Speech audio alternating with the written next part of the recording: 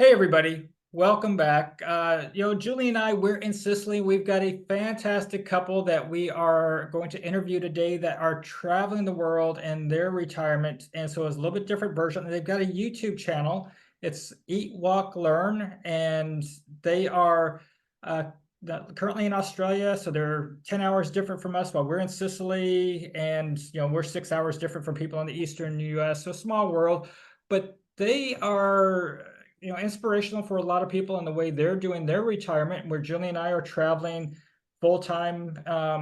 We're doing it with dogs, and we slow travel, typically spending time with in our different countries, seeing what it's like to live there and getting these experiences. But they are sometimes do a combination of slow travel, fast travel. They're doing airlines and cruise ships and doing different things. And they literally crossed the world. Yeah, they circumnavigated the globe last year. So at this point, we're going to bring over Chris and Steve so we can get their story and get some good tips from them. So hi, Chris. Hi, Steve. Hi, guys. Thanks. I guess good morning to you. We're really glad to be here. Yeah, good evening, or here in Australia, they say good day. Even at night. Good day. Good day to you. So guys, you have a pretty good story to tell. Can you give a little background on, how you guys decided to start your journey and put it into action? Should I do this one? Yeah, you can do okay. So we've always been travelers. I traveled a lot, and Steve traveled a lot. I hit 50 states before I was 35, and in more countries. And when we've been together for about 15 years or so, and on our first date, I think our first question, besides what is your name, the second question was, what's your favorite airline? And that was, the beginning of our travel conversation, and how our whole life was, we kind of geared it around travel and vacations.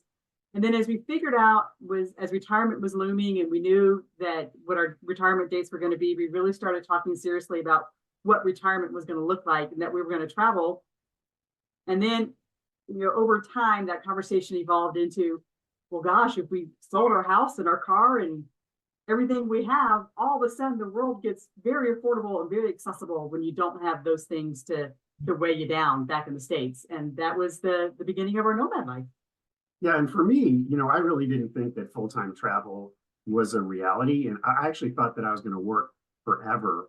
So, it's channels like this and, finding people like you guys, Warren and Julie, that really helped me realize that not only was retirement possible, but full-time travel was possible. And Chris and I really just kind of figured out what's the way that we want to do this, and how do we want to do it in a very affordable way, and a way that, we're tracking our expenses and we're doing it in a sustainable fashion, and something that we can just keep doing this forever. There's no reason to stop.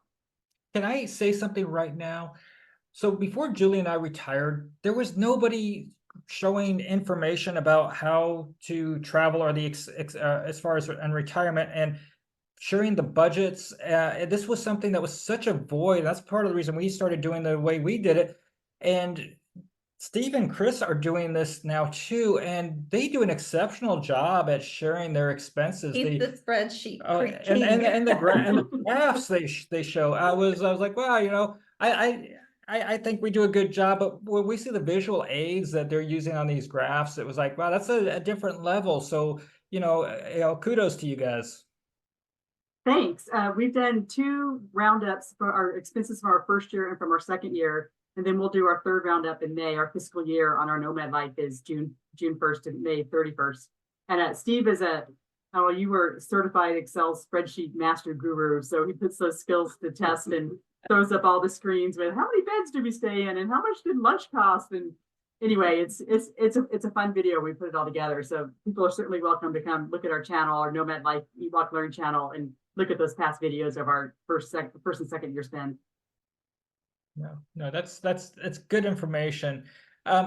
So you guys put your dream and your plan into place. And when did you guys start your travel retirement? And what are some of the tricks to successfully circumnavigating the globe and doing the travel you do? And you guys are on a budget. I think you guys are budgeting yourselves out around 4,000 a month or something in US dollars. Yeah, we have we gave ourselves a little bit of a raise for our third year. We have $52,000 a year budget, which is about 4,200 or so a month. And of course, depending on what country you're in, that's higher or lower, to your arbitrage. But our annual budget is 52,000. Yeah, and we started out, so we've been traveling full time since May of 2021. So still during COVID, and I know you guys did a lot of traveling during COVID as well. And so it was a little tricky during that time. But, one of the things that we have said from the very beginning is that we like 72 degrees. So 22 Celsius, 72 Fahrenheit. So we want to stay where the weather is good all the time. So we've done a lot of traveling and a lot of planning of our travel to just follow the good weather. So our first winter, if you will, we spent in Mexico. Second winter, we spent in Southeast Asia. Now we're in our third winter, if you will, but it's summer here in Australia. And then we kind of combine that with time in Europe, in the States and in Canada to kind of balance out the geographies. I definitely have to ask you, Southeast Asia, I hate heat. How in the world did you get 72 degrees in Southeast Asia? We did not. It certainly wasn't 72, but I think the purpose of Southeast Asia was it wasn't 22 Fahrenheit, it wasn't freezing. So, Southeast Asia is definitely hotter and more humid, and we tried to stay near the beaches and things to keep things cooler. It's certainly warmer for sure, but the point was it was winter and it wasn't cold. That was the point. It's like us here in Sicily. I mean, I'm in heaven because we're dealing with about 15 to 20 degrees every single day. That's Celsius, by the way. Celsius. Celsius. Yeah. So you're talking 60-ish degrees, and if you're talking Fahrenheit. Correct. Yeah. One of the tricks we've learned, when we actually started our Nomad life, we didn't really think of this as a strategy or a tip, but it has become kind of what we're known as for our style.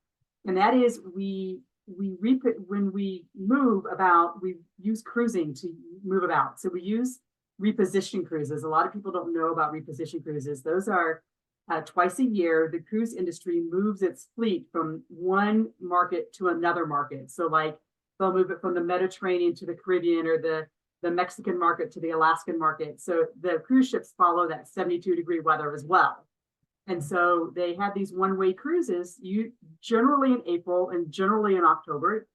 It's a varies, but generally that's the rule. And so we try to plan our travel so we catch those repositioning cruises. So for example, they reposition across the Atlantic from the US to the Mediterranean in April and October or November, or the Caribbean, excuse me. And then we cruised to Australia. We left Los Angeles in October and arrived in Australia 31 days later. For the winter season, which of course is the summer season in Australia. And then in April, we'll reposition again on a cruise back to the US. And then we've got another cruise next November from Portugal to South America. So these are really affordable cruises. When you look at, because we travel like you guys do, every night we've got to pay to spend money someplace to stay every night. So if you look at the price of the cruise plus the 30 days of hotel and the 30 days of food and the 30 days of entertainment and all that 30 days ends up being much cheaper than a flight plus 30 days of hotel and 30 days of food and so on. So it really ends up being an affordable way for us to stay on budget and get from continent to continent without jet lag. So it's really a nice little secret in our strategy. Yeah, we would love to do that, but we've got our dogs. Unfortunately, finding a dog-friendly cruise is next to impossible. But can you give me an idea, or give the viewers an idea, what is the cost for two of you on a cruise, and what's your cabin situation like on that as well? Sure. So let's see. So when we went from LA to Sydney, it was 30 days or 31 days or something like that. And it was $1,800 each per person. So that's what, 3,600. And that was, so we don't buy the drink packages because we don't drink a lot, not enough to be able to, buy 15 drinks a day. And then we don't buy the internet package either, because we just wait till we get in port and we use our cell plan or data plan on our phone when we get to port. Or we might, if we have like a 5-day sea 5 days of sea, we might buy like 1 day of internet, which usually runs about $15 or so. I think the point is that we get the cheapest cabin. Right. So we're generally having inside cabin. Yeah, inside And cabin. we've actually been very fortunate in a lot of cases that we've gotten upgrades to balconies. So But we buy the cheap cabin. We buy the cheap inside cabin. cheapest cabin. And we're actually really happy with that because it's really good for sleeping. It's really nice and cozy, especially when the ship is rocking and you're in a little dark little cave. But we just don't spend money on the extras, and the cruise lines are constantly pushing, buy the excursion and play bingo, and go do slot machines and buy the drink package, they're upgraded to the restaurants, and they're always trying to push extras on you, and we just like, no, we're here to enjoy ourselves and have some downtime, go to some great ports, like pickleball on board, just work out, eat some good food, nice. and yeah. So that's how we can make this kind of lifestyle and do cruises very affordably, and I think they're just comfortable and luxurious way to travel. Yeah. I've been very interested in repositioning cruises. I'm not a person that likes cruises, but in the future, I could definitely see, when we don't have our babies any longer, we could look at doing it. I'm open-minded at this point, and we've had several friends who have done these cruises, so they're a great travel hack. Yeah, so for They you are, and I think people watching and right now that are with the cruise lines, come on, let her on. Make some new dog-friendly cruises so we can do good. Yes. So I mean, we could do some ferries. We actually did a ferry from across the Adriatic, which had a dog-friendly option. We had to pay a little bit more to do that, but to do a real cruise ship, we're hoping. I mean, unless you do the QE, which is like a couple times that's a couple times a year, and that's a fortune. I think some viewers of ours are doing like a $6,000 cruise or something. It's quite pricey. Yeah. We're going to take Canard from New York to Southampton this summer, in the middle of summer. So, flying from Europe from the US to Europe in the summertime is ridiculous. And the Canard actually is only $1,200 per person to fly or to go from New York to Southampton. On the QE2. Yeah, on the QE2 for 7 days, 6 nights, which when you price out the flight plus 6 days of hotel, it ends up being real competitive with $1,200. So we're going to give it a try this summer. We'll let you know how those dogs and pets show up on the QE2 and see how that works. Yeah. Yeah, it's tough to travel sometimes with pets, and that's why we're staying in Europe. If we're going to put them in a plane, it's a continent hop, and we're going to do a long-term shift. At least a year. Yeah, so we're going to get our fill of Europe before we look at jumping a continent. There's just so much to do here. So with your current lifestyle, you're doing your cruise ships, you also jump on the planes and travel different places. Do you have different hacks for saving money? I mean, obviously doing the repositioning cruise is a great hack. Is there other things that you've experienced that maybe some people don't think about that they should be thinking about? Well, in relation to flights, we're carry-on only, so we save a lot of money in luggage fees, carry-on fees, and so on. And even, a lot of people think about their luggage in relation to flights and $25 or $50 per bag. Usually, we're not paying that. I mean, our bags fit overhead, no problem. Everything we own is in our carry-on bag in our backpack. But it's also extrapolates out. You don't need the larger cab. You get the regular Uber. You don't need the XL Uber. You don't need to store your bags if you want to walk around town for a little while. It's okay to drag them along if necessary. You don't have to store them because they easily move around and stuff. And then we also do house sitting. Do you guys do house sitting with your pets at all?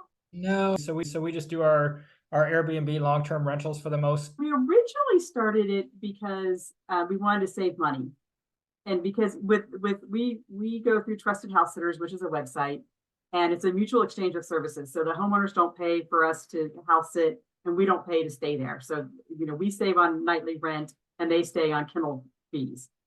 And honestly, that's why we started. But now, in a life where you're in an Airbnb or a hotel every night. And I don't know about you guys, but often Airbnbs are not quite as comfortable as a home. You know, they often have the cheapest bed and the cheapest couch and the cheapest chairs Dull and the knives. dullest knives and the terriblest fans and things. But a house that's a house sit from a homeowner, those are generally nicer places and more comfortable things to stay in. So now we house sit more because of comfort than anything else, I think. And I actually like it. It feels like home. So the routine, you know, taking care of the pets, taking them, you know, for a walk in the morning and the afternoon, and, you know, watering the garden and taking out the trash, you know, it's just very comforting to me. And we've been really fortunate in being in some really nice communities. I mean, right now we're about a block and a half from the beach, just south of Melbourne in Australia. It's a beautiful, beautiful place. We've got a great house that we're in, And a car, it comes with a car at no charge.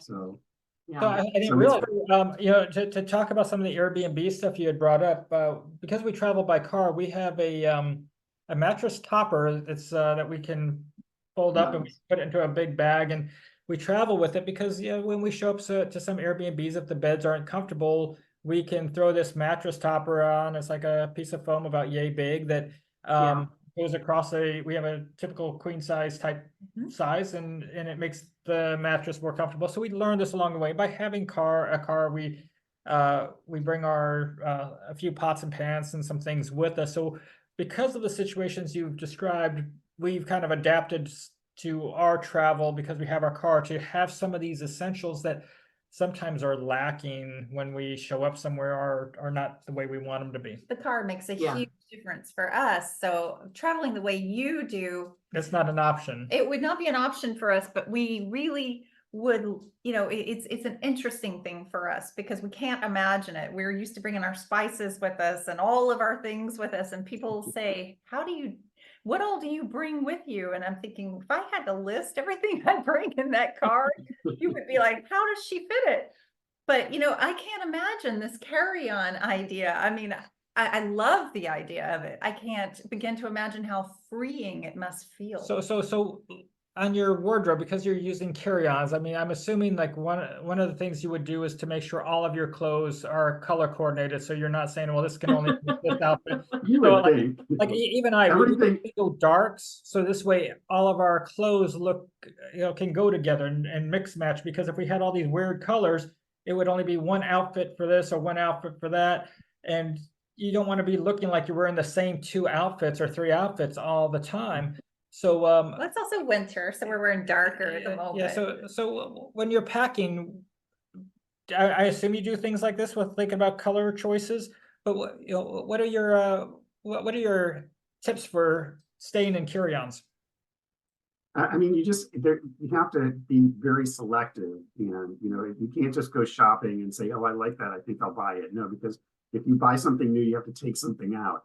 So you have to, you know, really kind of, you know, boil it down to what are the things that really make you happy, that you're really going to wear a lot, and that you can mix and match very easily and just stay consistent. I mean, everything I own is blue. So I just, and I see another blue shirt and I'm like, I want to buy that blue shirt. Well, no, then you have to get rid of another blue shirt. You know, often our tolerance for taste will wear out before the clothes will wear out. Like I'll say to Steve, I am so tired of looking at that shirt. You need a new shirt. You know, the shirt's fine, but I'm just tired of looking at it. But and one of our tips though, when we do end up in situations where the weather is cooler than what we're packed for, because with 72 degrees, we're mostly shorts and t-shirts. And I do have a zipper hoodie and a couple pairs of pants, but like on some of these cruises, they do go to chillier times. In April, it might be kind of chilly on the water. So we'll stop in the local op shop or the charity shop or the Salvation Army or whatever before we're going someplace, or right when we get somewhere, and buy it's really disposable clothing. You know, we'll spend $10 or something on a couple pieces, wear it for the 4 or 5 days that we need it, and then donate it back on our way out of town. That's our secret to having the clothing we need to have. That's a great tip, because there are secondhand places in every country. Everywhere. That is an excellent tip. It sure is. And I found some really nice things and some nice clothes, and because it's just kind of like Chris said, it's a temporary thing for us. So, you know, I'm going to need it for the next 3 weeks, and then I don't need that anymore. So it's an affordable way to to get those items and then to be able to donate them back to, you Yeah, know, the paying forward part is really good. As you're giving somebody else that needs, so it's a win. It's a win-win. Yeah, absolutely. And we've spoke about basically disposable wardrobes before. Some of our turkey videos with a couple where clothes are so cheap in some countries, you buy them but there they talk about buying them from the store, but getting them from a second hand, especially more expensive countries. That's really a good way to go. When you're in Turkey, obviously you could buy something new potentially, and then donate it on your way out or donate it somewhere else. But if you're in a country like Australia or some of these higher cost countries, you're probably not going to want to just buy off the rack, or it's going to be hard to find something off the new rack. But the secondhand stores are probably very good option ideas. Yeah, and I mean, it kind of goes with our philosophy of trying to travel light. Not only are our carry-on bags light, but we do try to, as much as we can, leave a lighter footprint on the world using, buying recycled clothing, eating vegan and vegetarian. So we're lower on the food chain and the water, the water consumption chain and so on. So it's just a philosophy we really try to spread pervasively throughout our nomad life, this travel light philosophy. I think one of the questions I would have for you, because I need to answer this for myself as well. If I didn't travel with all the things I do, the mattress topper, the additional skillet, etc., pans, pots, how do you manage whenever you get to an Airbnb and everything is horrible? We were at I don't know where we were, but it didn't have an air conditioner. It had an air conditioner in the living room, but not in the bedroom. And so we just went to the Kmart or whatever and bought a fan and just, $20, $25 and just left it. I mean, there's no reason to be uncomfortable for 30 days. If $50 can make me comfortable, I go spend $50. If I need a mattress topper or another blanket or a fan or a skillet, I just go and buy it and then leave it behind or donate it when we leave. I mean, there's just because we're budget travelers doesn't mean we need to be cheap. We're willing to spend our budget. We're willing, and if we need to spend more, we'll spend more. But we're not willing to compromise comfort. I think a lot of people think what we're doing is vacation, and so you'll look at an Airbnb and it's okay for a weekend. And if you're on vacation, being tight and being cramped for a weekend with your family is fine, but not when it's every night of your life. You've really got to make some changes to that attitude in order to be comfortable. Yeah, you brought up a point that if you're a first-time viewer here, she's talking about lifestyle if you're on vacation.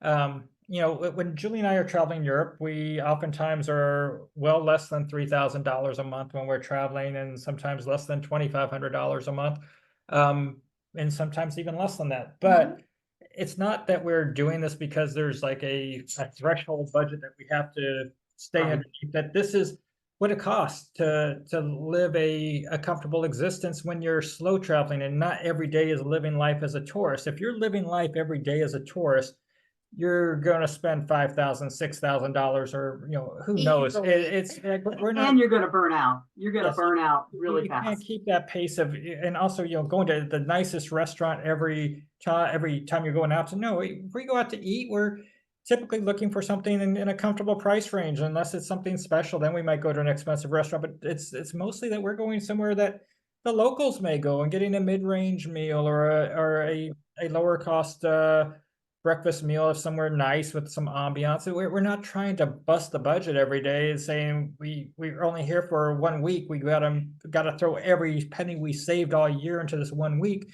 We're living a slower bleed on our money. We're not trying to spend everything in 1 month. It's travel versus it's vacationing versus living in my world. And I don't think a lot of people understand that. They think that there are fairy tale castles around every corner. And the reality is we still do laundry. We still do everything that we would have done in the United States. It's just we're doing it in a different place. We had a viewer the other day challenge something on one of our budget videos we did with a couple and saying the numbers don't add up. It's not possible, blah, blah, blah. It's like, that's because they've got their vacation goggles on. They don't understand the idea of living on the road as a lifestyle. It's They don't realize that Google Flights can actually find a $230 flight that the next day might be $1,300 per person.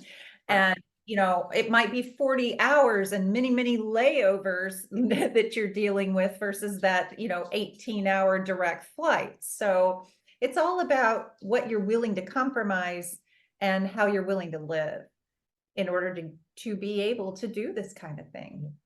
But I So- think you guys would also say what we would say, and that is, even if, I mean, we really feel like we're living the same standard of living we had when we lived in Denver, except we're living it at a third of the cost, easily Exactly. a third of the cost. Absolutely. Exactly. Hey guys, Yeah. so I'm going to first off thank you guys for joining us here today. As a reminder, Julie and I, we're traveling the world with our 2 dogs. We're trying to see what it's like to live in different countries, different places. We're trying to share our experiences and our expenses with you.